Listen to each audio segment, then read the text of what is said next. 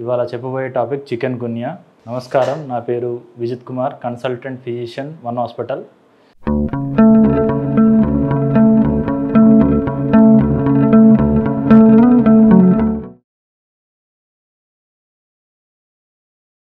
Chicken గున్యా లక్షణాలు: తలనొప్పి, ఒళ్ళు నొప్పులు, కీళ్ళ నొప్పులు, జ్వరం, కడుపు నొప్పి ఇలా రావచ్చు. ముఖ్యంగా కీళ్ళ వాపులు ఉంటే మాత్రం చికెన్ గున్యా ఉన్నట్టు చాలా నిర్ధారిస్తుంది. చికెన్ గున్యాలో కొంతమందికి ఒక 15 రోజులలో ఒళ్ళు నొప్పులు తగ్గిపోతాయి, కీళ్ళ నొప్పులు తగ్గిపోతాయి.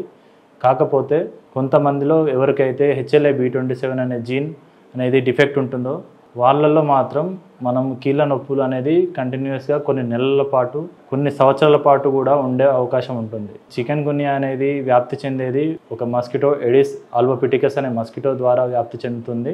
ఈ మస్కిటో అనేది మన ఇంటి చుట్టూరుగా ఎక్కడైతే నీళ్లు నిల్వ ఉంటాయో అక్కడ ఎక్కువగా ఉండే అవకాశం ఉంటుంది.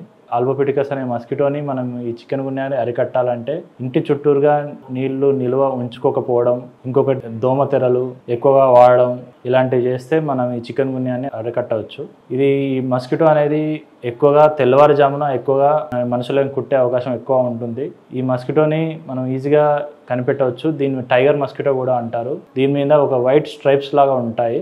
ఇది చూస్తే ఈ మస్కిటో ఎడిస్ మస్కిటో అని చెప్పవచ్చు. అట్లా మీకు ఎప్పుడైతే జ్వరము, కీళ్ళ నొప్పి తీవ్రంగా ఉన్నాయో మీ దగ్గర ఉన్న హాస్పిటల్కి వెళ్ళి కలవండి. Thank you.